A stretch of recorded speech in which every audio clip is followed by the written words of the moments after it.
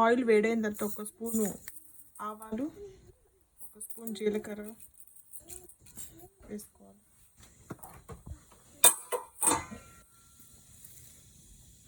కరివేపాకు,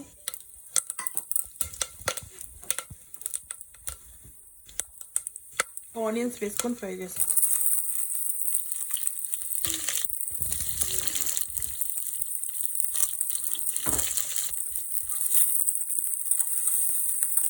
ఈ ఆనియన్స్ వేసుకున్నాను.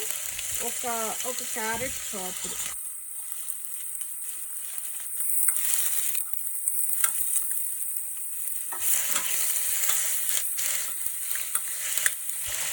ఒక పొటాటో స్మాల్ పీసెస్గా కట్ వేసుకుంటున్నాను.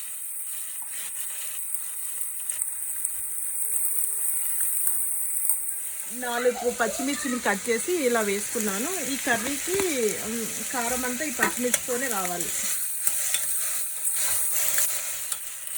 రుచికి సరిపడా సాల్ట్ వేసుకొని కలుపుకోవాలి. ఒక 1/2 కప్పు వాటర్ పోసుకొని కలుపుకోవాలి. ఒక స్పూన్ పసుపు వేసుకొని కలుపుకొని కుక్కర్ మూత పెట్టి 2 విజిల్స్ వచ్చేంత వరకు ఉడికించుకోవాలి.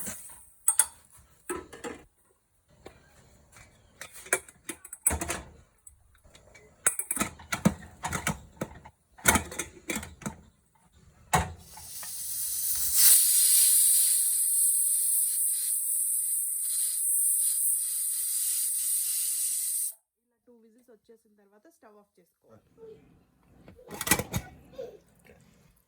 ఇలా 2 విజిల్స్ అయిపోయిన తర్వాత చూస్తే ఇలా కుక్ అయి ఉంటుంది. ఒక టేబుల్ స్పూన్ శనగపిండిలో వాటర్ వేసుకొని కలుపుకోవాలి.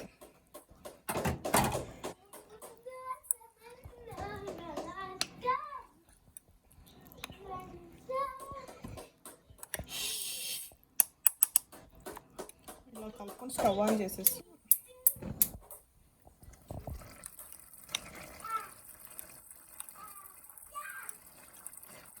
పలుకులు లేకుండా ఇలా దీంట్లో వేసుకొని స్ట్రైన్ చేసుకొని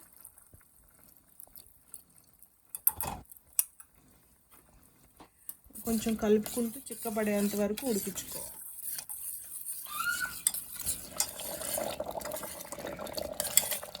ఇలా చిక్కబడిన తర్వాత కర్రీ కొత్తిమీర వేసుకొని కలుపుకోవాలి. అంతే, ఎంతో టేస్టీ పూరీ కర్రీ రెడీ. ఇంకా స్టవ్ ఆఫ్ చేసుకొని సర్వ్ చేయాలి.